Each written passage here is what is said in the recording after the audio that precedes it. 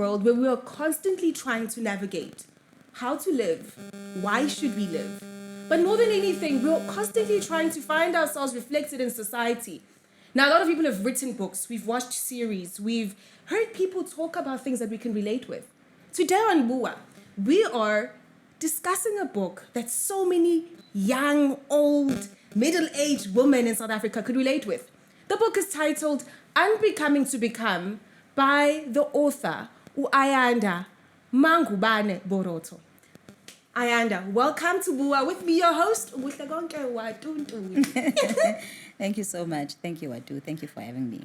Thank you so much for coming. Now, before we kickstart this conversation, remember, please send us your videos. Now, a lot of you have read the book. You've engaged on Ayanda's Instagram page, and you've made a lot of positive reflections. You've seen yourself in this book, or you've heard a friend talk about it. So if you have the book, we encourage you to send us a clip to the details on the screen. Send your clip of you reading the book, whether it's you talking also about how you relate with some of the stories. Come on now, do it. So, Sis Ayanda, we love the book. See, I'm even excited. I'm trying the energy and everything. We love the book because it is relatable. We love the book because it is us. It's easy to read. But more than anything, I think before we even get into the contents of it, I'd like for you to take us back to your state of even before you wrote the book. A lot of people ask you, okay, what was the motivation? You're already writing statuses. But you know, it is so hard to even write a caption. Yeah. Just the caption, we are deleted. You end up putting hearts because you feel like your words are not enough. You feel like you haven't phrased it properly. Who were you at that point where you even started writing the statuses? Why did you trust your voice? Why did you think that, as I'm saying right now, this is what I'm thinking? It's not it's such a common question. It's not I don't have a one sentence type response to it. I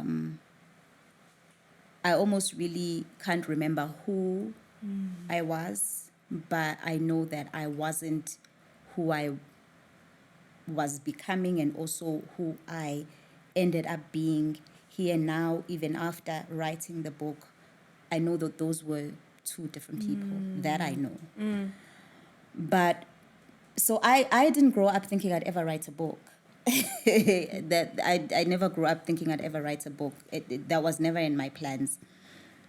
I'm a storyteller, and I think because by virtue of being a storyteller, I've never limited myself to I'm a storyteller or only tell stories through performance. Being a storyteller for me is vast. You know, I can tell stories in different ways. So when this platform or avenue of telling a story through a book platform came up, or was an idea that God planted in my head, I panicked because I've always believed even then that the book was divine in its nature. And that there was a calling for me to write the book. So there was a call from the public for me to write because of, like you mentioned, the statuses that I would share. But I thought, guys, I'm writing my captions. It's not a book. It's just captions. And that voice was growing, but I also came to understand that voice started changing, and it started becoming a different voice, and it was God's voice. It was the universe speaking to me about now is the time. So where this book found me when I first put words to paper, I was at a place in my life where I was completely lost. I was unhappy. I describe it as a deep sense of sadness.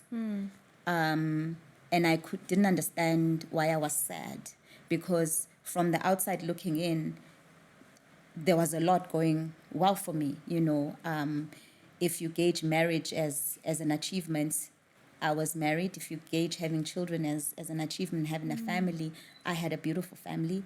I had a beautiful career. My entrepreneurship, business things that I was doing were thriving. ordinarily I should have been happy, but I wasn't. There was a deep sense of sadness in me that I couldn't understand. I was resentful, and I just didn't understand. I thought I was depressed. I thought, but I just couldn't understand it. So I'm somebody who's naturally introspective. So when I was going through this phase, I started to introspect I prayed, I meditated, what is going on? Why am I? First, I had to acknowledge that I'm in this way, I'm showing up to the world in this way and to my family in this way, but I didn't understand. So I needed to investigate why I was showing up in the way that I was showing up. Can I just interject? There's something that just keeps, pressing on me. You say that you're not an author, you're a storyteller. In a world whereby everything is fixed up on Western ways of writing, how to tell the story, and automatically, to be quite honest, if you don't tick a few boxes, you get disqualified or you don't get the title. You don't get the honor of being an author. It's a question, and also me just giving my opinion, rather. If you say you're not an author, automatically when a young person picks up a pen and starts reliving certain things and starts writing, they'll start attributing other titles as opposed to exactly what they are. What does it mean to be an African author? How do African people write? Because we're constantly trying to re-envision Africa. We're trying to re-envision writing. We're trying to re-envision literature. So by you saying you're not an author, and at storytelling, obviously, say Tandinda, but this sounded like we're sitting with a friend listening to the juice. But do you feel like you're disqualifying yourself or as an author, or it's very intentional in saying this is just a story? I don't give weight to titles.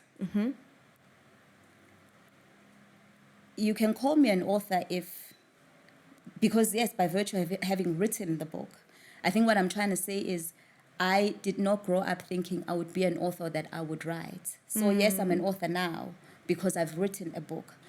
But what I certainly don't do is hang on to the titles because they box me, and I don't like being boxed. If I say to you I'm a storyteller, I'm not limiting myself. But the minute I say I'm an author,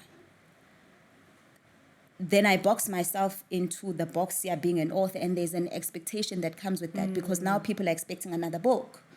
And in this moment, for me, it was a divine book, and I needed to write this book for this phase and for this generation. But it doesn't necessarily mean that, okay, sengizokhipha incwadi in 3 years. And if I don't, that's okay. It was a moment, it was a revelation. It was a moment in time that I needed to purposefully live and live out fully, and I did that, and I'm okay with that. But if I'm going to hold on to the titles that people give me and the titles that the world defines us by, then I'm going to box myself, and I'm going to have a very difficult time because there'll be so much pressure on me now having to live or having to try and live this being an author. So can I ask you this? You talk about titles. So does it matter that you're Black? Does it matter that you're a woman? Does it matter that you're a mom? Does it matter that you're South African? Because I remember that I got to a point where my identity started evolving. At first, and it mattered because I was a president at some point. Next thing, I'm Black. So it means that my enemy automatically has to be. And I was like, God is like, I'm calling you to greater things. And then my gender started mattering, but I'm a woman. I'm a daughter. They became the problem. God's like, you're the solution to that. So that which parts of your identity do you say, I have to own this because it's attached to my destiny, it's attached to my purpose? Because I am all of that. Okay. But it doesn't mean that I'm defined by all of that. I am all of that. But I'm not necessarily defined by all of that. So you're asking me, Guti, where do I then draw identity from? I draw identity from being divine feminine because that doesn't limit me. My divine femininity manifests itself in different ways. It manifests itself as a mom. It manifests itself as Eve, the helper, the rescuer for men or for mankind. It manifests itself as woman who's sensual, who's sexy, who's beautiful. It manifests itself as wisdom.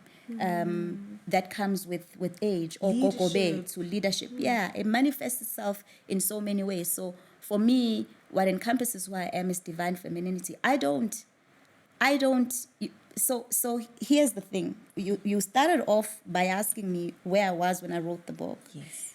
We're already partly answering some of those questions, because where I was I was answering to everything the world said I was, and I wasn't answering to who I thought or wanted to be. And in fact, at the time, I didn't even know who I wanted to be anymore, because so much of me had been lost to mom, had been lost to wife, had been lost to friend, had been lost to the character I was playing on TV, to celebrity, to all these things. I was lost in all of that. And that's why often, even when I go to speaking engagements, I try to move away from people reading my bio and my achievements and my accolades, because when I speak and when I connect to people, I connect to people on a human level. It's a personal level. It doesn't matter that, great, I wrote the books, but so what if I can't connect with you?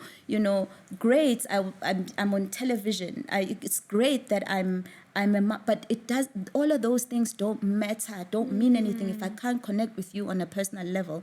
So that's why I say, for me, the unbecoming to become, if you look at it, unbecoming is unbecoming the world and becoming me, because I was taking off the coats and the layers that defined who I was from a societal aspect, from a world aspect, from a world filter, from a world lens. And I wanted to define for me who I was. And even as you talk about identity, that identity is constantly changing. It's constantly evolving. There is no right or wrong. And there are people who are okay just identifying as being mom, and that's fine. There are people who are okay and are defined by being unkosikazi oqotho, and I just serve my husband. That's absolutely fine. That is what they choose. And so I think for me, this identity, I think for as long as identity is evolving and the becoming is a process and a journey of evolution, right? But with the appreciation of I am here right now in this state, and embracing the who that you are here now. For me, that's the importance. It's the words are just words. There's something that I've experienced at some point, is that uma yonke insipho iwasha, sometimes uzofaka newashinge wrong. Yeah. Mase kuyaphupha. Yeah. So in a world whereby you can be whatever, and I mean anything, some people choose to be oppressive. And at times ngiyakhetha ukuba imatriarchy le ecindezela umakoti, because manje we define femininity in our own ways. Not even feminism. Come on, so she's a feminist. Can't you know? It's literally how you choose to see life. Yeah. In a world like that, where you can be whatever, choose to be whatever, some people are choosing oppression. They are choosing ukuhlukunyezwa. Athi umuntu, no, ngiyakhetha ukuthandana nomuntu ozongibhanga ohambelala, ngiyafuna, ngicela ningiyekeni. And you're just like, but you heard. Can we talk about the healing? Let's heal. And it's like, no, phume endabeni zami. Wena ngoba uyasebenza, wena ngoba unemali. In a world where brokenness has become normalized, how do we create a sense of consciousness that there's a problem? Two things. I think one is what we're doing now. So we keep having the conversations. We keep having the conversations in our corners, in our homes, in our families, in our circles, wherever we are. We keep having the conversations. But also, most importantly, is we become that which we want to see in the world. We become that which we want to see in the world. I think siphila esikhathini esinzima, because abantu abayona into abathi bayona. Bathi bayinto ethize kodwa bebe enye into. And the beautiful thing about life is that there are certain universal laws that you cannot change. Just because you feel a certain way and your identity is evolving doesn't mean that universal laws change. The truth remains the truth, even when people lie. You can lie to yourself, but the truth remains the truth. So, ukuhlukunyezwa nokuhlukumezeka akaze kwaze kwaba yinto enhle. Even uNkulunkulu asidelelanga ukuthi sihlukumezeke. Ukuhlupheka is not something to be glorified. So lelo qiniso remains true, whether when we akuthanda or awukuthandi. So we have to be that which we aspire to see in the world. Kwesinye isikhathi abantu bashintshiswa ukubona bebona abanye abantu. Kwesinye isikhathi abantu bashintshiswa inkulumo. So we have to keep these two things parallel and ziloku iqhubeka. We must be consistent in them. That we must continue the conversations, but we must be that which we aspire to see in the world. Because awukwazi uqamba amanga uthi uhappy ubuhlukumezekile amanga lawo ungayiqiniso lakho kodwa kwamanga ujabula once a month akuhambelani with universal laws. Inhlupheko nothando nokujabula akuhambelani akuhlangani. Something triggers you that this is not normal, this is not right. And so here's where I think we absolutely have to be aware as people ukuthi umuntu, you cannot force umuntu ukuthi ashintshe into ayiyona in esaphakathi kuleyo nto leyo esasebhodweni elishisayo awukwazi ukumforce, but you can continue to talk and you can continue to be that which you want to see in the world, which you aspire to see and change about the world. In a world where spirituality is a lot of other things, and ubilo unkosikazi wasebandleni, you know, like Snama vibe, really.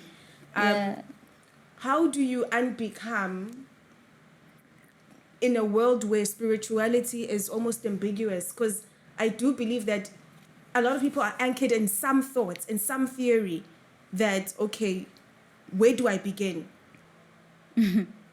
I think we must heal from the trauma of, I call it abandonment from God. Because the way we view God, certainly this is how I feel, the way we view God is we view God so separate from us. How did my mom pass away?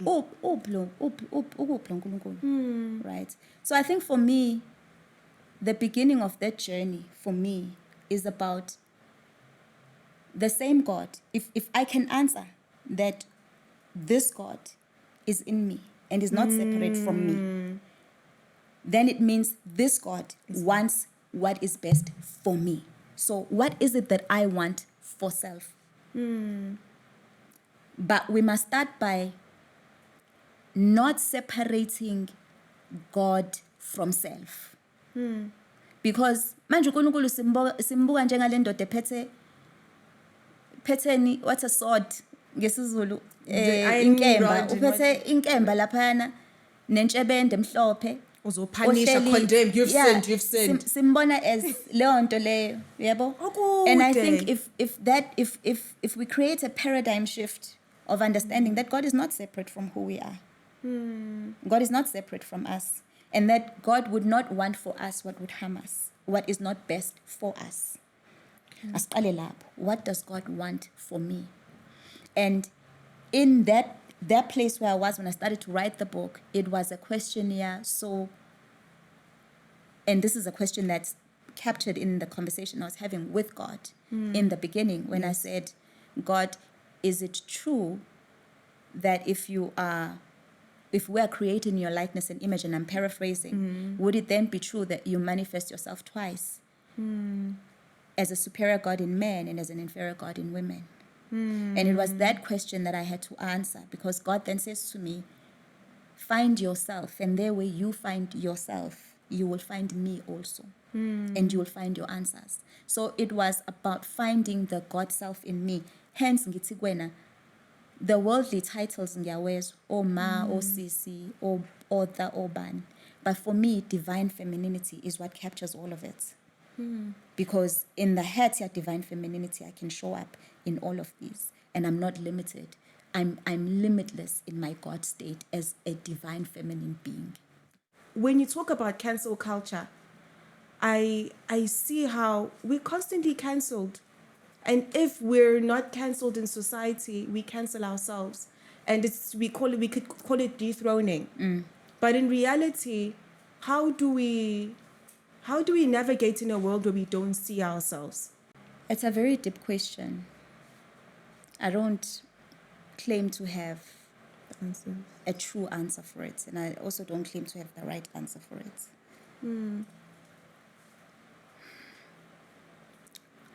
I think for me it's about carving an identity that you aspire to be, Okay. or you aspire to. Okay. So maybe angizange ngize ngifane noWatu wena, angizange ngize ngifunde ey'koleni ey'phambili. But then does it mean ukuthi ukuba wawufunda, because singafunda sonke ey'koleni ey'fana nalezi wena ofunde kuzona Watu, kodwa futhi singaphumeleli sonke, Yeah. or sonke singabi whatever it is that we aspire to. I think for me it's fully and wholly understanding, even if ungak-understandi konke, but having an idea of what makes you happy, Okay. what gives you peace. And where can you be, or what kind of environment should you be in that would allow you to thrive as a human being? Because makuthiwa ngempela ikhona lento ukuthi mawusufika ezulwini ubhekana nomenzi wakho, umenzi wakho akubuza ukuthi wenzeni. If ngempela kuthiwa ikhona leyo nto, I think ngingaphatheka kabi mangase ngibuza ukuthi ukwenzile u-A B C D, ngithi mina yebo ngikwenzile, but mayisebuza ukuthi ubujabulile, were you happy? Were you happy? Were you okay? Yeah, were you okay? Bu-right. Ngithi mina no. Then it means nothing to me. Life would be meaningless for me. And I think that's partly the problem with today's society, which we attribute so much value to everything that is external and outside of us. So it's the schools that the Watus went to, it's the cars that they're now driving, it's the husbands they're married to, it's the titles they now hold. It's always outside of us and not in us. And what is outside of us, we have very little control over, if any. And everything that is inside of us, we have full control over. And those are the things we don't want to work on. The True. internal. That's the harder portion. That's the harder, but that's the fulfilling part. It is. That's the fulfilling part. But the world has created this narrative and the lie that everything that is joy, that is success, that is beautiful is outside of you. The brand. It is, yeah, it's about what everybody else thinks. And like, ngihlala ema-farm. NgiseGoli ngihlala ema-farm. I hate coming to the north. I was telling Uvuman, I'm not a north person. When I come here, I come once a week, sometimes once in three weeks. And I come here for meetings. I work from home. It was a deliberate, conscious decision that I don't like the city life. So we bought a plot and we built our dream home, and we, sifuna ukufuya manje, Yes. But that's me. Now, whether uWatu uhamba nge-Louis Vuitton esentini, uWatu lo, it's fine, akakwenze, but angifuni ukungidictatele mina ukuthi mina ngubani. You've made it when you have A, B, and C. And you're qualified to speak to us. Because yes, now you live wherever you know. That's why abantu bekuma-reality shows beqamba amanga banezindlu bengenazo. Bayiqashe noma bahamba oshuthele endlini zabantu. Because yiko lokho ukuthi how the world measures success is exactly what is depressing people. Sure. Because we're trying to keep up with a narrative of success that firstly it doesn't exist. What does it mean if it's all njengoba igama olisebenzisile, if ukugqilaza how But does money draw money? Because there's a series that I've been watching. I think it's called Annie or something like that. This girl's coming from a disadvantaged I background. heard about it. I started watching it, and then I started watching it. But this is what I love. Throughout the story, she's like, I never lied to anyone. I showed up as the version of myself that I saw myself as. But how do you differentiate between amang? Remember, also sponsors get given to people who look like they have the lifestyle. How do we discuss that? Showing up and actually faking it. Yeah, or fake it till you make it. Or fake it till you make it. Kahle. Angaz. Angaz because I've never been that. I don't know how to be that. And I can't answer for those people. Angaz, I really don't know. But I'm also of the view that we're very wrong when we say brands won't show up if you're not showing up a certain way. Okay. I think brands are looking for authenticity. A lot of brands are looking for authenticity. People who are true to themselves and are true to, and I'm a testament of that. Sure. I don't succumb to pressure to be anything that I'm not. Angilgqoki Crocs mawungekho necessary. Crocs ngikhume stage. Ngizongena ngalo bese ngiyachaza ngithi bafethi Crocs ayinto yami. Ngicela nje ukukhumula mina igqokile All Star. Yona into yami nizongixolela. Kwesikhathi ngifela nje igqokile All Star. I tend to disagree. I think that your authenticity, your truth will draw light to you, will automatically draw light to you because that is the true essence of your being. And I've seen a lot of brands who have partnered with people who are authentic. I think it's about choosing ukuthi wena, what do you want to represent? Is that the life that is that the image and the life and the brand that you want to create for yourself and what you want to represent? Mina, I know that I could never be that, which is why you'd never see me at the Summers, SAFTAs, all this these grand shows. This is through shows, a consciousness awards. When you started becoming you. Or No, this has always been you with Angen's Leon. No, and it's not what angenzi leyo nto ngokuyinyatha ngendlela embi. It's just nginey'ngane ngikhokha school fees. Angeke ngize ngiqamba amanga ngalokho. Kuyindleko ukukhokha school fees. Yeah. Njoba sakhile nje kuyindleko kwakha. Impilo iyindleko. Yeah. Angeke ke mina ngumama onezingane ezintathu. Ney'ngane engiyisupportayo outside of my own children, my biological children. Ney'ngane engiyisupportayo, nieces and nephews. Children that are my children. Yes. I can't afford designer dress every week, and that's just a fact. Okay. So ngeke ngize ngifakele leyo pressure. I can't afford it. It's not who I am. It's not phezu kwalokho abantu bayangisinda. Angikwazi ukuba in an environment where there's noise for a long time and there are a lot of people. I can do that for an hour. And an hour might be two, and then I need to retreat. And that's just me. And I have stayed true to who Ayanda is. Brands know that they won't invite me to a polo. Okay. Right? But they know that if we needed Ayanda to speak on GBV and we needed a credible voice around a certain issue, we can approach her. And I'm happy doing that. It finds you in your purpose. Yeah, I'm happy doing that. I'm really happy doing that. But also, ukhuluma ngey'ngane eselokishini, this is why I think we also have to understand that we must fulfill our own purpose for others to be able to reach and fulfill theirs. So kunabantu abangeke baze bayifeze i-destiny yabo if uwathu ehlulekile kweyakhe. There are people whose purpose and destiny relies on you, is attached to you. Why am I saying this? Because what you guys are doing here is your own thing. This is you taking the bull by the horns and saying,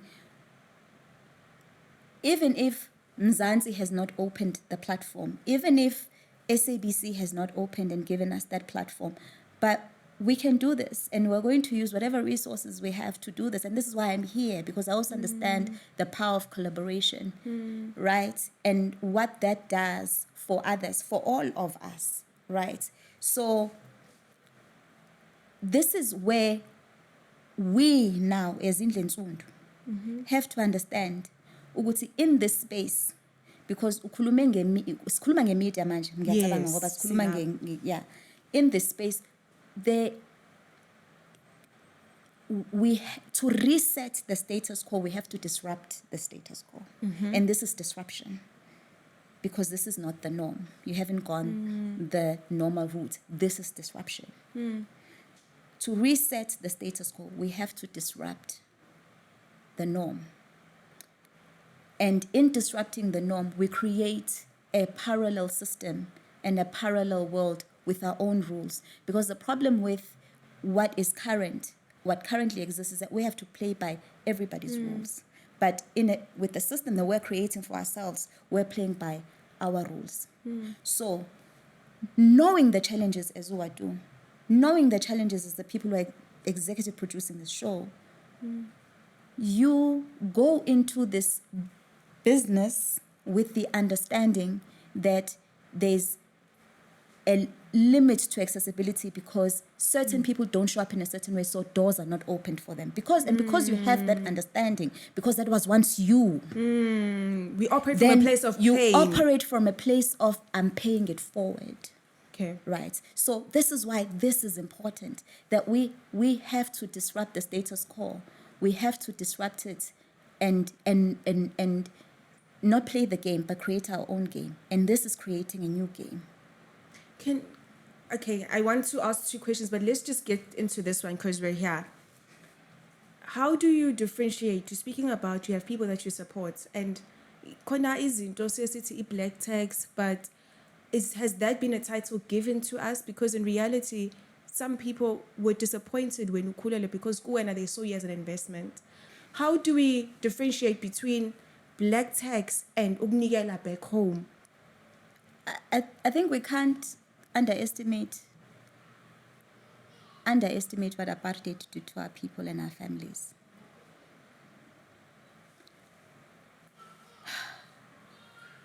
I think we can't downplay it. And we also can't downplay the remnants of that and the after effects of that. That a lot of how our families are operating are the remnants and a consequence of what apartheid did to our people, dividing us, separating us, and us constantly trying to find a healthy way of coexisting or functioning when actually, bilizwa, right? So, and this is why I think the conversations are always important. Yazi kunesisho sesiZulu yonke into yoniwa ngolimi futhi lingiswa ngolimi. And I think it's such a powerful saying. Because angikwazi ukuqagela ukuthi yini oyicabangayo noma yini esenhlizweni yakho. I can't guess those things. I can only get to understand you once you and I have had a conversation and we've come to a place of I understand where you're coming from and you understand where I'm coming from. You must be willing also to understand. Must be willing to understand. Yeah. If those conversations are not happening, then we have a problem. We're going to find ourselves in this perpetual cycle of dysfunction because we're not talking healthily. Very true. Right? So, and I think these are conversations that are important, that were meant to be happening around the fire, around the dinner table, ekhaya, cishe TV, kuyasixoxa nje ukuthi, hey, umalume sibanibani kambe washonaphi? Umalume sibanibani uyazi ukuthi amabhunu ngalesikhathi kuriliswa ama-political prisoners azange azabuye, and umalume yazi uyena owayenza ukuthi ekhaya, and as a result njoba umalume engasekho sekuchaza ukuthi ingakho-ke nibona umfokabhuti kuyena manje ngoba wathatha indawo yabo. Those are important conversations, understanding ukuthi silana as a family. Why are we here as a family? Why are we here as a family? Do we need men though in family? Because in families, yabona manje ukhuluma ngobhuti, ukhuluma mina ngiyabadinga ngazi ngani ma-feminists, mina ngiyabadinga amadoda. In a world where so many houses are female headed, I don't want us to live in survival mode. Singabe sabona ukuthi kahle kahle umfana indawo yakhe sikubo. For example, ngibuka uNkosi, ngingamdabukela mina uNkosi kwi story. I'm like, wazi ukuthi istayela, ibrandi, this is what he thought manhood was. And we're living in a world where obviously abantu besilisa, they think that uma nganamali ubudoda bamabukho. How do men see themselves in a world? Because manje we're raising men, we live with abantu besilisa, we call them toxic or we disregard them if they don't have anything. So njoba uyakwazi ukuba inhloko ungenamali in today's day and age. Yes, you're saying let's have the conversation. Respect must be the fundamentals. But I think that a lot of men are struggling with mental health because their manhood is not, they're not becoming me. Automatically now. Well, their manhood is not their manhood has been defined by society and it has not been defined by what we know. So I guess we'll move back to kuyini ukuba indoda. Okay. I don't know whether amadoda azokuvumela yini ukuthi apply because we live in a world where you know, the narrative is money is success is money. So I don't know if we'd be able to shift that paradigm here now, but I think it's important that even if that's the current narrative, we understand what the real narrative was. Okay. Indoda, makuthiwa indoda, ubuhle bendoda iy'nkomo zakhe, kwakuchaza ukuthini, you know? And I love quoting this one, ubuhle bendoda iy'nkomo zakhe, because it has nothing to do with, and this is something that Mbuso Khoza taught me, I didn't know. It had nothing to do with imali. It had nothing to do with his iy'nkomo zokulobola, because now we think, oh, iy'nkomo walobola, oh, ubuhle bendoda iy'nkomo zakhe, oh, unkosikazi wakhe. No. It had nothing to do with that, but rather at a certain time when a young man would become of age and he'd be given a cow to look after, and as iy'nkomo zakhe zilokhu zanda, if he looked after the first cow well, then he'd be given other cows to look after. And iy'nkomo zakhe mazilokhu bemnika zanda, mina nguwesimame ngibuka ukuthi how uney'nkomo, which means he's responsible. Ubuhle bendoda is his responsibility, and how those he is seen to be responsible for thrive in his care, thrive in his, is he able to create a conducive environment for those that he is responsible for to thrive. Ingakho mangabe wawuhlulwa inkomo yodwa wawunganikwe ezinye inkomo, and if you could not take care of the cows, it meant you could not take care of the family.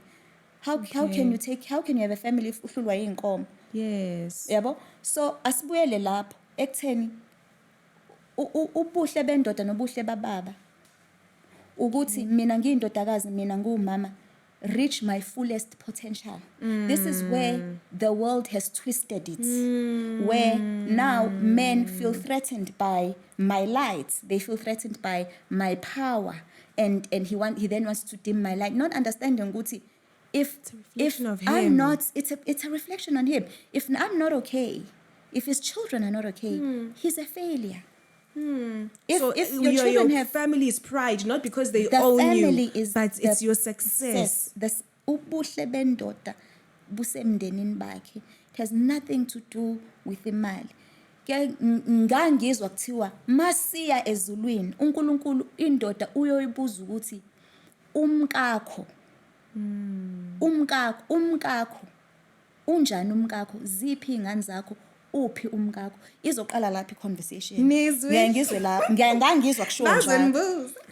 So ukhuluma ukuthi siyawadinga amadoda. Of course we do, and this is why sometimes when people label me as somebody who's maybe bashes amadoda, but I bash toxicity in all fronts, on all fronts, whether it's female femininity or because even matriarchy in itself can be toxic, right? True. So I bash toxicity in all spheres. I can only speak from a place of being female because I'm female, so I can only speak from a place of truth. Amadoda siyawadinga, siyawafuna, siyawathanda, asiwafuni ukuthi asishaye, asiwafuni ukuthi asihlukumeze. Sifuna amadoda aqotho azoba obaba. Mina personally angigxilile ekutheni unemali noma unayo imali. Angigxilile lapho. Imali sayidinga, and that's a fact. So yes. Nama ngifuna ukuthi ube potato couch yabo ozohlala ubheke mina, but the let me tell you this, people don't know this, and because I don't talk about this, I don't talk about my personal life. My husband is a doctor by profession. He left medicine and went into entrepreneurship, and entrepreneurship has its own issues and challenges, right? But part of why he left the profession is because he couldn't spend time with his family, didn't see his family. And my children 2 years ago, we made the decision to homeschool the children. My children are homeschooled, bafundiswa ubaba wabo. And we have created a life that is comfortable enough for us to be able to give time and attention to the things that we want to give time and attention for. Like this morning, I was dropping off some guys at the besebenza endlini, and this guy saying, "Oh, usebenzela ngala uzosdropa khona." And nginqena ukusho ukuthi no, ngisebenza endlini, ngisebenza mangithanda mangathandi, you know. We've created, we're not super rich. We might not even be rich by the world standard, but we are happy. You redefined how family should We be. redefined what family should be for us. We redefined what was important for us and for our family. The fact that my boys can, in fact, let me start it here. Over the last couple of months, I've been thinking, Guti, this thing, when I hear psychologists talking about some of the things that are important for human and child development, and one of the big things that's always on that list is safety, a sense of feeling safe as a child. And I didn't understand what that was. And then I remembered ukuthi ngisakhula umama ngabe ethatha uma would take her leave ngo May, because that's her birthday month. So all throughout the year she worked, and then birthday month May she would be home. And they were my most favorite times of the year that mom was home. And as I was reflecting on why that gave me why that made me feel the way that I felt. And I realized that it made me feel the way that I felt because mangibuyele ekhaya ngivula umnyango, there was a lightness in the air, but also there was a lightness and a warmth that felt safe because Uma was home. It's taken care of. Yeah, safety is not just security, but it's sorted. There was a safety that came with Uma just being home. There was it's a feeling I can't describe. It's that thing, understanding ukuthi ingane, they really, when they look at us, think we're giants. True. Right? They see us. The lens of ingane is that humans or adults are giants, and we're really ingane ziyasaba, and we're seldom sensitive to that thing. Ingane mazisibuka ziyasaba. The world is a scary place for children. It really is a scary place for children, but we take it for granted because we're where we are now. But we take for granted where we come from, which is where my children are now, where the world is such a scary place. Adults are giants, buildings are huge, and I'm just this little person, right? And what we've been able to create for ourselves, my husband and I, and for our family, is a safe space for our children, and a space where I can filter the noise, we can filter the noise and what they consume. You talk about the structure of your home. Abanye abantu right now who are probably watching this, but they're cohabitating, bakipitile, and automatically ngaphandle ihome yabo ibukeka kabi, or they get disregarded. This is not a legitimate home. The legitimacy of a family and a home is also attached to ilobola process. It's attached to the wedding process, not just the signing, but the families, the coming together of families. Some families are even toxic. You don't even want them to come together. How do we re-envision a family structure outside of the oppressive system of amalobolo or 50 or 100 or 500,000 in a poor society? Let me start by saying, this is my story. That's my truth. There are a lot of people who can relate with almost all the chapters. Some all the chapters, almost all the chapters. Some not all the chapters. Some 1 or 2 chapters. We are all on different journeys. We have different dynamics that speak to what our journeys look like. Akuzukufana. Okay. And I don't have a universal answer for everyone. Because we're all on different journeys. Here's the question that I ask myself when I'm having to answer tough questions like, So what do I do? Like, this is the question I'm teaching my daughter to ask herself. What is the impact on me? Okay. And the impact, because for every action there's a reaction. So the reaction, the repercussions, the consequences, whatever that impact or whoever that impacts, apart from me, the impact on me will have impact on those around me. Okay. What does that impact look like? And you start from there. Okay. You gauge, you weigh, what is the impact on me? And what is the impact on those around me and those I love? And what does that impact look like? What does this do for me? Indaba yelobola, by the way, I exclude abantu besifazane kuphela. Or ayihlabi endabeni yabantu besifazane kuphela. But there are a lot of men who now can't pursue women that they love and genuinely want to be with because they can't afford to. Because we've now misrepresented what ilobola is. So I suppose my challenge to society is to say, let's not filter through the wound. Let's not filter life through the wound. Asibe logical, practical, honest, and sincere, and not filter life through the wound. Mangishada mina. Ziningi izinto engazange ngizenze ngohlelo that was expected of me, and what society expected of me. My husband and I were very adamant that kuzolotsholwa, kuzoshadwe eThekwini, umshado mhlophe. Knowing what I know now, I wouldn't have done lo mshado because we're evolving. It was a church thing, though. And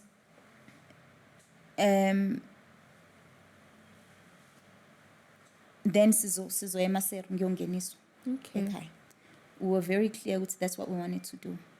There were other bits of things, umabo, but so you did umabo no members? No. Zazikhona izinto babeyiphoqa ukuthi zenzeke. Ngingenayo imali zokuzenza at the scale that they wanted me to do them. And I'm trying to say to them, no, but see, you can't enforce this on this man who's going to marry me. And start a life with me. Umuzi, kusazoba ney'ngane lana, kufanele siqale impilo. Asisebenzise ilogic-ke manje. Asibe practically, and then let's do them in the spirit of sincerity and being genuine to say, yini sifuna ukuyibona lana? Sifuna ukubona imicimbi noma sifuna ukubona iy'ngane y'hlangene? Noma ufuna ukuvunywa emphakathini? Yes, yini esifuna ukuyenza? Wow. And then I and by the way, this wasn't my mom. This was other family members. Yabo. And I had the conversation with my mom because my dad is late. My father passed away when I was 11. And I asked my mom, ma, because sengi worried ngoba lezi zinto futhi ziqhamuka kakhulu kuleli side la kababa. Boso ngiyaphi ma, if ubaba ubekhona ngoba manje ubaba wangishiya mina mhlambe ngisamncane ngimazi kodwa ngingamazi kahle. What would be his viewpoint on this matter? What would my father say? And my mother said, your father would have asked you, what do you want to do? And you would have told him. If there was anything else yena beyifisa, ubengathola indlela yokukumitha halfway, or kodwa ubaba wakho wayengekakuphoqe ukuthi wenze into okwazi ukuyenza, number 1, noma ongafuni ukuyenza, number 2. Ubaba wakho would have asked you, what do you want to do? And your father would have allowed you to do what you want to do. And that gave me peace. Okay. And I was able to proceed with whatever plan my husband and I had, my boyfriend then, fiancé, whatever, before we got married. We were able to proceed with the peace of knowing ukuthi ubaba wayengeke aze angiphoqe ukuthi ngenze into engangakwazi ukuyenza noma engafisa ukuyenza. Angazi ukuthi sifike kanjani la. But love it. Ngizama ukubuyela ekutheni izinto masizenza. I think we complicate life. Yeah, remember, this is your only life. You can get what they happen. It's a complicated life. Life is simple, guys. No matters on my interviews, we want to like say grand and philosophical. Life is very simple. And that's why sometimes when I simplify my answers, people don't understand because they want me to be grand and philosophical. And I'm saying, no, lento idinga logic, nokuba practically, Khona nokuba yini imali, neqiniso. uhappy yini, unayo ipeace, uphilela ba. Mawusaphilela abantu. Okay. I-choice yakho naleyo ungakhohlwa ukuthi ukhethile, by the way. Yeah. I think sometimes we forget how many times we actually make choices. We feel like we're forced into situations, but I constantly see you fighting. And that's a choice. But my question would then be, do you feel like you had a choice or fighting was all you knew? Emsebenzini, hey, Dudu, guys, never so Dudu. The tutu syndrome. Oh my gosh. And we experience so many people who say mean things. And so people are experiencing abuse in the workplace. People are experiencing abuse everywhere. But some are just saying, you know what? I choose my peace. You know that you're not choosing peace, but you're choosing to keep quiet. Unfortunately, I think the narrative for women has always been that we are in survival mode. Hence, I like addressing the issue here, strength versus power. That we show up in strength and not power because we're forced to be strong when that's not necessarily our forte. We're not meant to be strong. We're just meant to be loved and then to show up in our full potential, right? But we're constantly showing up in strength because we're fighting and are trying to survive. We're constantly trying to survive every day. And I think what will change that narrative for us as women is, first of all, not seeing each other as threats. Because we don't see each other as allies. We see each other as threats. But that's a societal conditioning. And a societal conditioning, straight in chapter 3, that says, ngifundiswa ukuthi njengengane entombazane, I'm socialized because even ukufundiswa khona is not ukufundiswa like uhlaliswa phansi ingxoxo, it's what you hear, it's what you see, it's what you. So first of all ngifike emhlabeni as a girl child and I not sure what to attach my worth to or my value to, because when I see power and when I see value and I see worth, I see it in men. Okay, that narrative is changing. So I'm talking about the narrative of the generation that we're born into. When I see power and worth and value, I see it in men. So I already am ngilahlekile because I don't know what my value or worth is apart from that which is attached to a man, and that man is usually my father.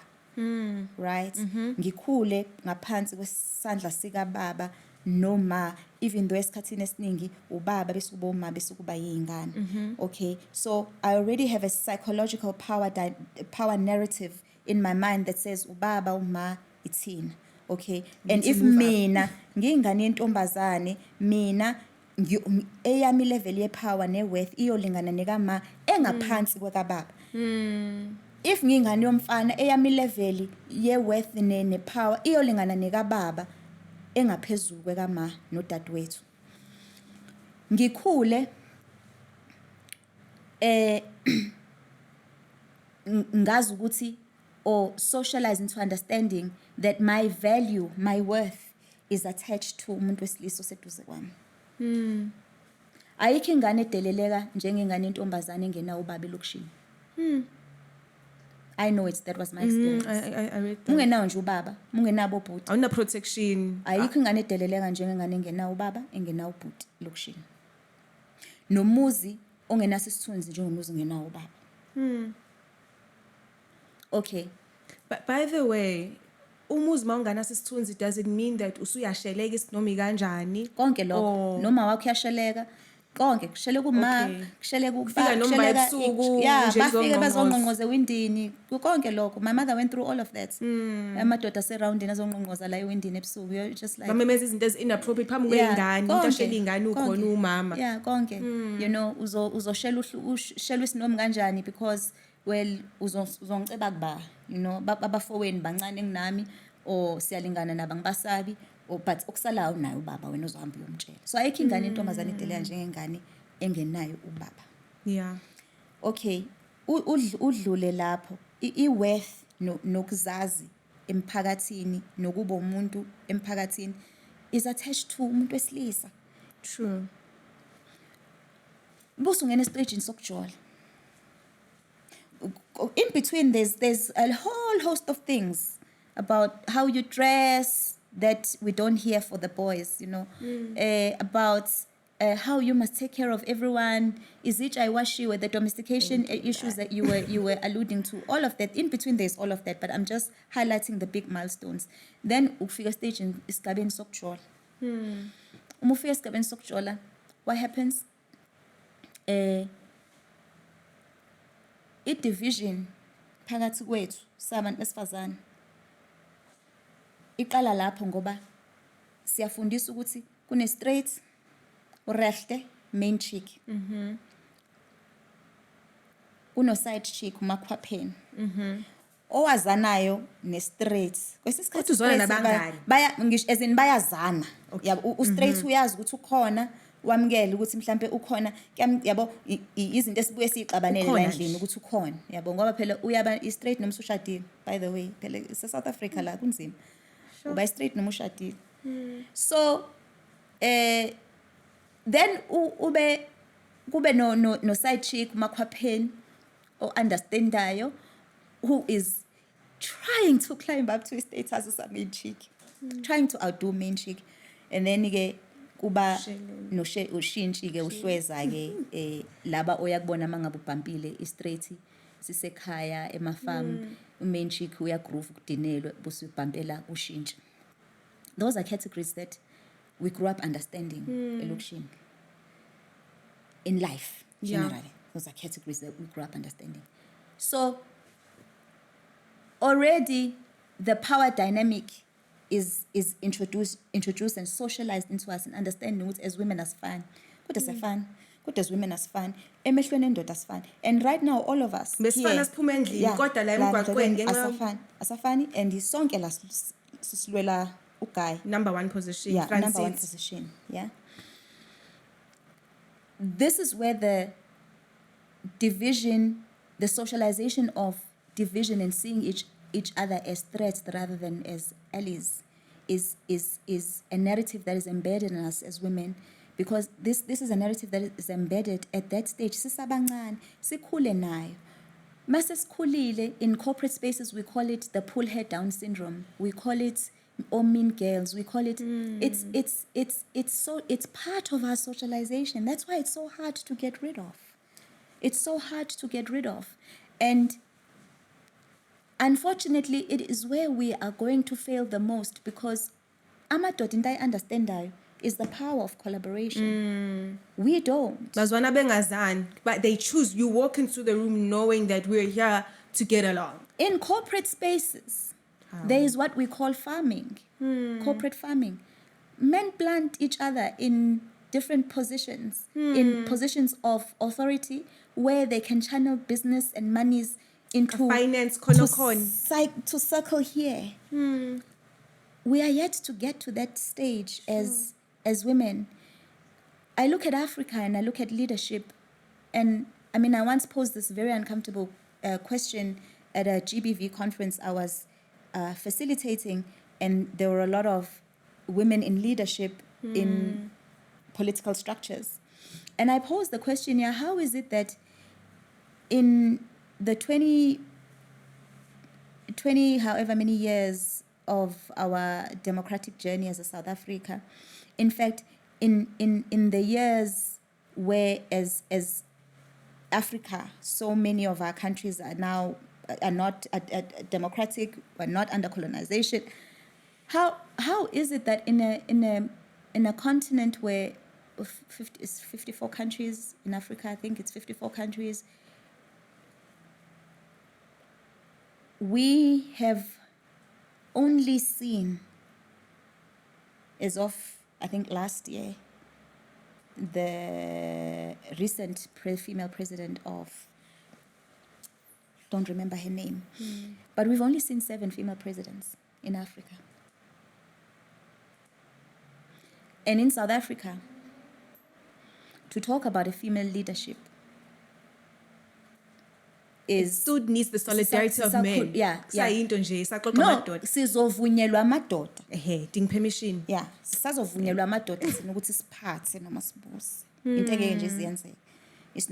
Yet we, the population of women in Africa is majority, over 50%. The majority of women in South Africa, it's about 52%. So how does that work? Because phela amadoda awahamba nani ukuya kwi-voting land, kwi-booth yokuvota. Isebenza kanjani lento yenu le ukuthi manikhankasa yini le nishoyo mase-meetingini kumuntu wesifazane uzizunjani ngempela uyovotela umuntu wesilisa? There are things that just don't make sense, and until we get to that place where we've taken off, collaboration and unity is still far from us, and until we get to that place as women, there's a lot of.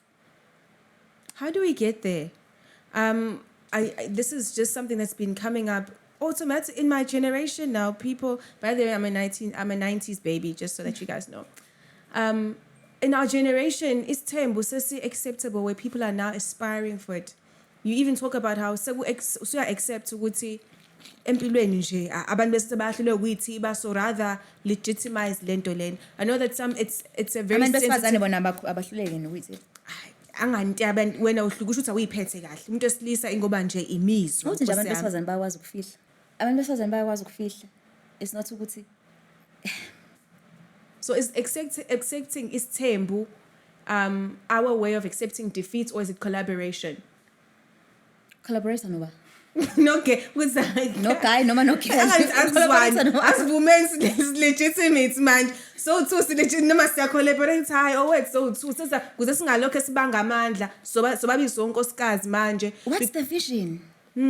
What's the vision? Why are you getting into that union? What's the vision? That's why ngithi when I'm faced with difficult decisions, I have to ask myself, what is the impact on me? And that impact on me, I can only draw from where I know I'm going and what is my vision, right? Okay. Where I know I'm going. What is the impact on those around me? That I can only draw from when I know, okay, mini vision yami ukuthi. So what is the angikwazi ukuphila ngumuntu ngiphila nje ngibe engathi ngiphile emoyeni, like one day is kuyafana na whatever decisions I make. Why they don't impact on tomorrow, and they don't. We can't be living in a society like that. So what is the vision? What is the impact? Sikwenzelani? I was asked this question 2 weeks ago on another interview, and then they always like pulling this polygamy thing or bringing it up because I once spoke out, and I don't like speaking about it because I think I've said what I need to say about it, and people choose to live their lives that they want, the way that they want to live. I can't tell them, but I keep going back to the thing. Iqiniso alishintshi ngoba nina senivumele ukuthi amanga sizohambelana namanga. Iqiniso hlezi liyiqiniso. Iqiniso alishintshi ngoba nina senivumele ukuthi iqiniso lithi isithembe sikamamkhulu. It's her decision. It's not even her decision. It's her power. Okay. So decision, right now, that emanates from that power. It's her power. Isithembu esikamamkhulu. Isithembe esikama. Isithembe somuntu wesifazane. Iqiniso thina esilaziyo ilelo esilitshelwe wokhokho bethu iqiniso abadlule selekuthina ukuthi isithembu esikamama esisona somuntu wesilisa. So asizukuthi ke ngoba nawo umhlaba usudonsana ngekhala ngalesi sithembu lesi sine singasazi bese sisiqiniso selishintshe. Iqiniso sithi so lokho abakwenzayo asazi noma kuyisithembu noma kuyini asikwazi because isithembu akusona lesi ya. But people are redefining. Angani manje, in the beginning we spoke about how should we redefine our existence. If it wasn't working ikdala, let's redefine it in a way that's working. So manje at least ngiyathola ini, what do you call it, the rights when husband passes away, you get an estate, all of those things. People are looking at their security. So like you said, the seed ukuthi land ngingenelani kuyona. So yasho ukuthi abanye is because of financial security, but I see a lot of people re-envisioning how they live, and it's part of their own defiance. I'm constantly drawn into how people are redefining even culture. And it's got this, but it's interesting because polyandry existed endulo. Polyandry icon amakhosikazi ayenamadoda more than one. Kodwa leyo we are unable to. That is not one that we want to evolve. Sibone in modernity as well. For some reason, that one is problem. So it's interesting for me how lezi zinto sikhetha for the benefit of a few and whatever privileges they draw from that, or like, this is why I keep asking, what is the broader vision? Where is this taking us? And it's not to say that I advocate for polyandry, by the way, because I've openly said I wouldn't even be able to engage on polyandry because I understand ukuthi sizosenzelani as isizwe. As isizwe kusenzelani. What does it do? As isizwe kusenzelani ukuthi wena and it's not to say I'm against polygamy. People must live their lives the way that they want to. Who am I to decide for you? I can't choose for you. That's fine. And there are a lot of polygamous setups that have worked for other people, and there are many polygamous setups that have not worked for other people. Collectively, because here's the other thing as abantu abamnyama that we've become so detached from, is that our strength is in our collective.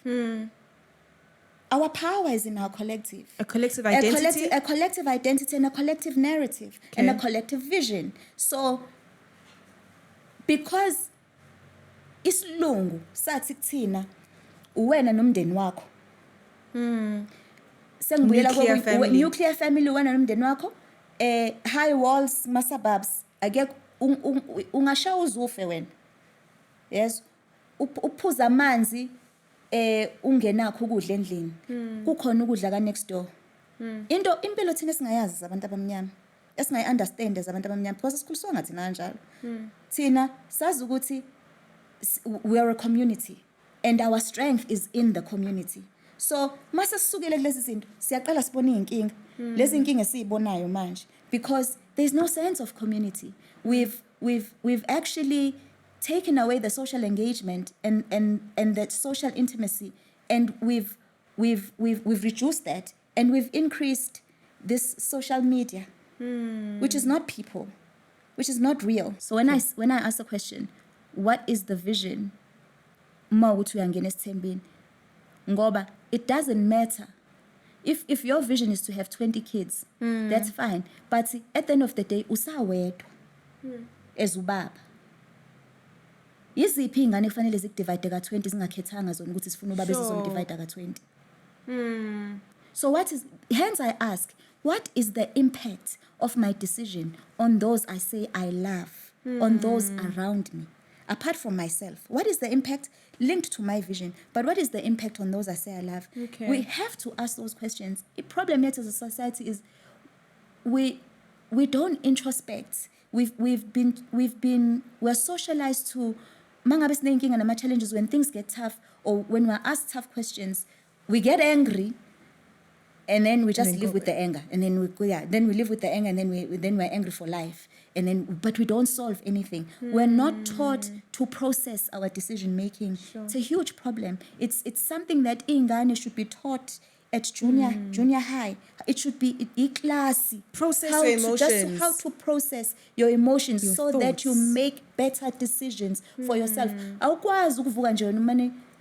Like, life must just happen. You just move. We ask you to school and you don't even know why you're schooling. You don't even know why you're friends with certain people. I just wanted to finish that thought. It's an amazing thought. And I think that it takes us back into why should we live and how should we live.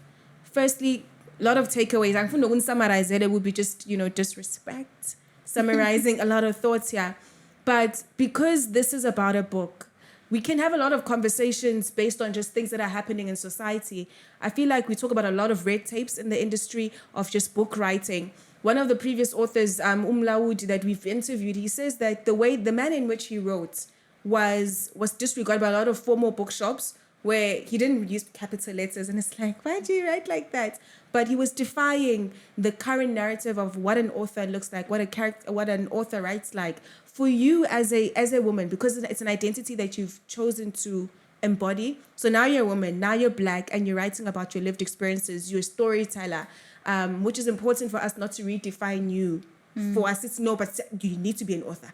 It's for my own liberation. So when you're an author, I can be an author.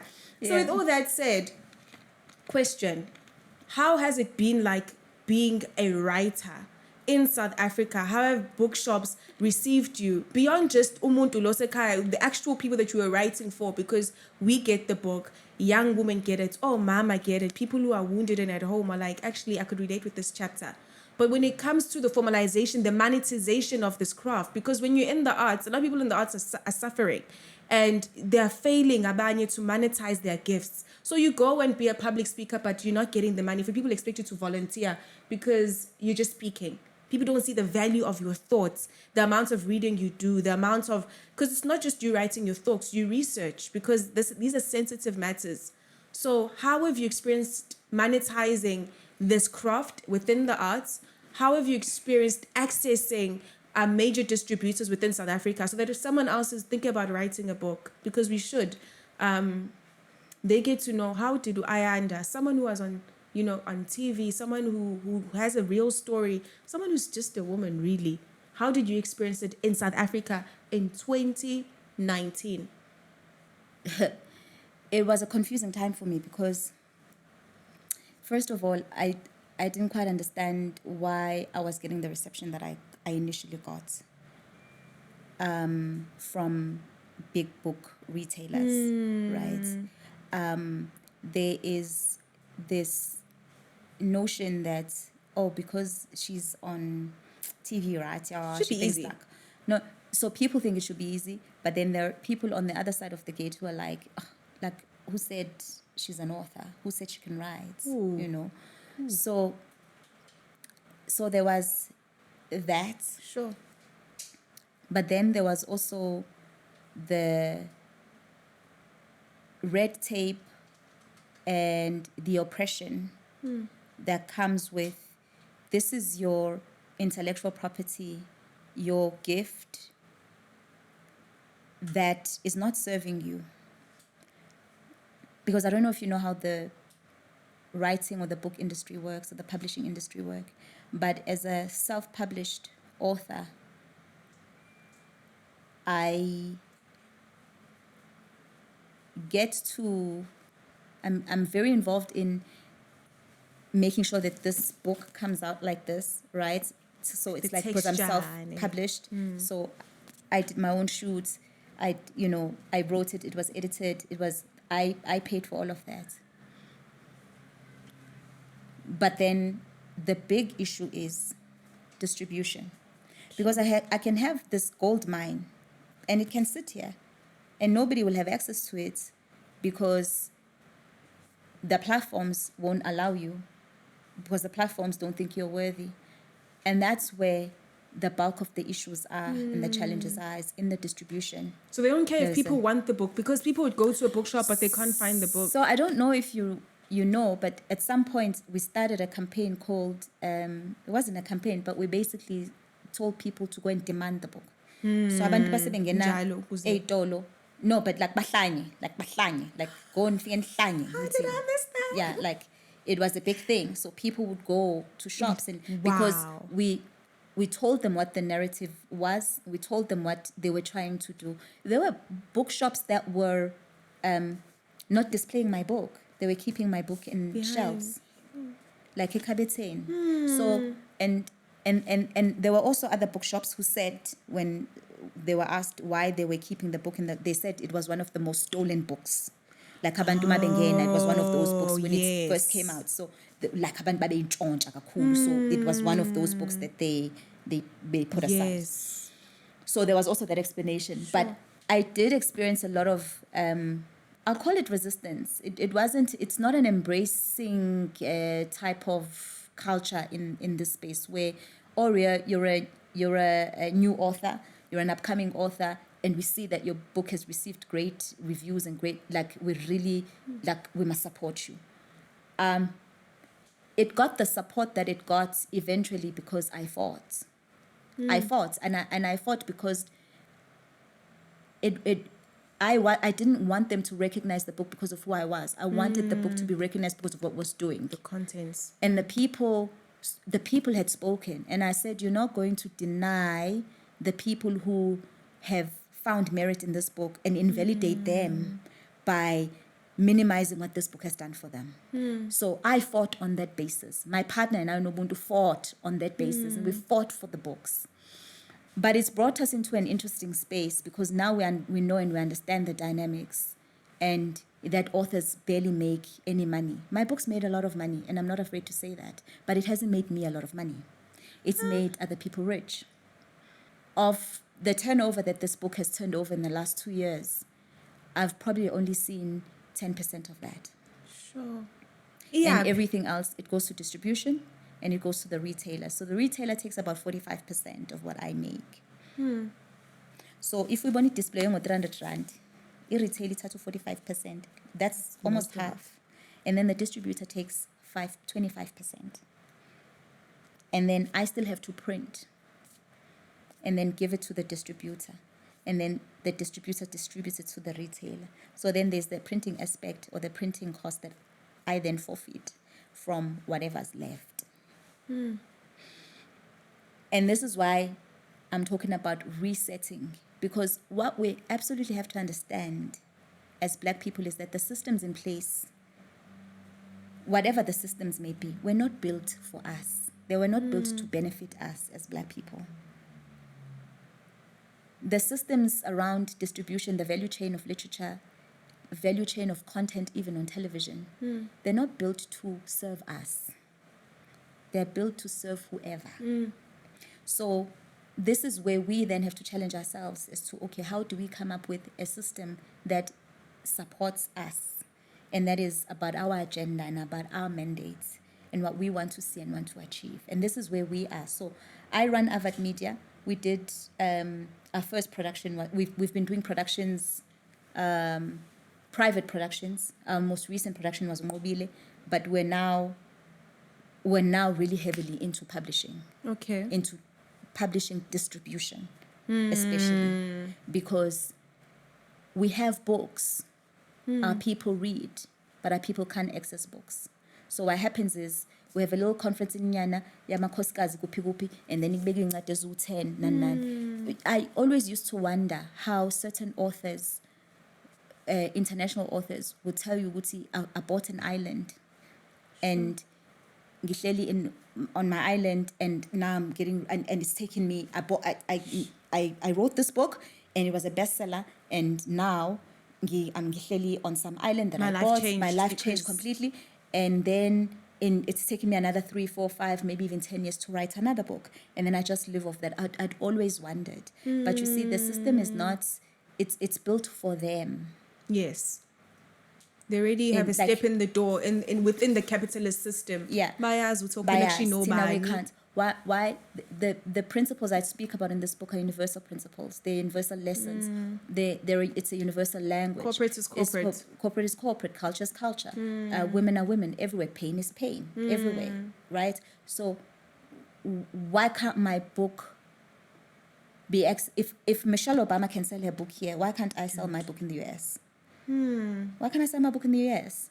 Why is that a thing that, because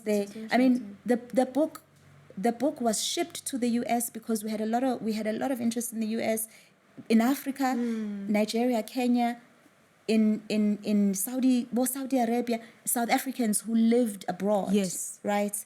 Were like they were just consuming the book. But my thing is, we had to ship this book from here to why can a Michelle Obama take up space in my country, in my home, whereas my book is not in and Michelle Obama's is a beautiful book, and I'm not Michelle Obama, but Michelle Obama is also not me. Yeah. So people mustn't come at me with, oh, but you're not Michelle Obama, you're not Barack. Linagi, Ayanda Borotho, go and Google me. Where I come from, they know me. Gisha. Yes. I'm also me. But what do you think about people who buy books in the, I don't want to call it black market, but ngifike ngishuthe onke ama-page ngisendela abantu abangani bami angilidayisi, but it's just that the people who really wanted your book, some of them couldn't afford it. Like you're saying, some people used to steal the book, but could it just be that even the accessibility of knowledge is still so barriers are maningi? Yeah, I probably never thought about it like that. I mean, I didn't think about it. For me, mine was hard to learn because I didn't have I didn't have a downloadable copy. So I deliberately made that decision. We're not going to have a soft copy until after 2 years. So only now I might bring out a soft copy. But it is probably that. Initially, you're bringing a different perspective. It's something I hadn't thought about. But on thinking about now, as you say it, you're right. It is probably that inaccessibility because, I mean, I didn't buy Bear, but it was sent to me. I haven't read it, but it was sent to me, you know. So, and the reason I didn't read it was because I thought, I'm not going to partake in pirating and piracy, and this is criminal. This is a crime. This is somebody's intellectual property, and I don't want to partake in this. So that's why I didn't read it I have the book. I just haven't read it. So, but just to say you're bringing a fresh perspective to it. Yeah, maybe that inaccessibility is exactly that, which, you know, but I think if we were to create models that are more accessible for our people, and the model that we are looking at is a model that will allow our people to buy our books cheaper. Because right now why the retailer aren't schools has... being a major distributor? It's an education Why aren't center. universities... Why, you know, you ask the questions that we're asking. Why aren't... I mean, I don't want to give away what we're trying to do, but there are ways and there are ways. There are a lot of ways. Departments should be supporting. I can say it. The departments are supporting initiatives that don't have a reading impact, where when we program, they do invest a lot in things that don't really spread reading culture. If you want people to read, you give them books that they want to read. Abona, the second you can finish this book, you know that you can read. You actually break out of the idea that black people don't like reading. You perpetuate it because you have not read, but maybe you've also never given someone a book that reflects their life, that reflects the people they know, but also that helps them find meaning and on how to navigate life. On how to navigate life. So with all that said, I think that there's a lot of politics within the space, and this is why we can never divorce ourselves from the actual conversations. Buali Watu has real conversations, but when we're saying we're revolutionaries, we need to change the system and not just have a conversation and not just create awareness. We need to actively partake in systems that need to be transformed. Ayanda, we appreciate your time. We appreciate your thoughts, because that is intellectual property, by the way. We need to give credit to the arts, people's thoughts, people's time as well. That's another thing that I think needs to change within the space of the arts. We really, for me to do public speaking is 50,000. What? But a photographer, ungamnikeza 50,000 for a camera. So let's really start re-envisioning how we value people's minds and how they are monetizing and economizing the gifts that they've been given. If you want the book, Baltolap. It is at Exclusive Books. It's at Exclusive Bargains. I think the CCNA was liquidated. I'm not sure, but it's at your major bookstores all carry it. There's also independent bookstores and Take a Lot and independent distributors. Also, if you just check with me on my page, I usually respond to DMs. So if you check with me, I'll get somebody to get in touch with you if we have a distributor in that area.